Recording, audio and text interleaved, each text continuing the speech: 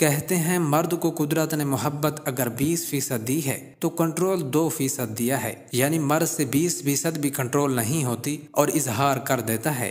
عورت کے اندر محبت 80% ڈالی اور جذبات پر کنٹرول 98% دیا، یعنی وہ مرد سے زیادہ محبت کرتی ہے لیکن اظہار نہیں کرتی، کیونکہ قدرت نے ضبط بھی کمال کا دیا ہے۔ مرد بتاتا زیادہ ہے اور کرتا کم ہے۔ جس طرح کہتے ہیں نا کہ خالی ڈول زیادہ شور مچاتا ہے۔ مرد اپنی طرف سے تو بہت محبت کر رہا ہوتا ہے لیکن حقیقت میں ایسا ہوتا نہیں۔ عورت ماں، بہن، بیٹی، بیوی جس روپ میں بھی ہوتی ہے، محبت میں مرد کو کبھی آگے نکلنے نہیں دیتی۔ ایک حکیم نے مرد سے کہا، عورت صرف 3 چیزوں کی طلبگار ہوتی ہے۔ نمبر 1، عورت نرم مزاج ہوتی ہے اور وہ ہمیشہ مرد سے نرمی کا برتاؤ ہی چاہتی ہے۔ وہ ہمیشہ محبت کے احساس میں رہنا پسند کرتی ہے۔ وہ ہمیشہ چاہے جانے کی طلبگار ہوتی ہے۔ نمبر 2، عورت محبت میں بہت مخلص ہوتی ہے اور اسے چاہ بھی ہمیشہ مخلص کی ہی ہوتی ہے۔ وہ چاہتی ہے کہ جس سے وہ پیار کرے وہ صرف اور صرف اسی کا ہو، اس کی محبت خالص اسی کے لیے ہو، وہ سوچے تو صرف اسی کو سوچے،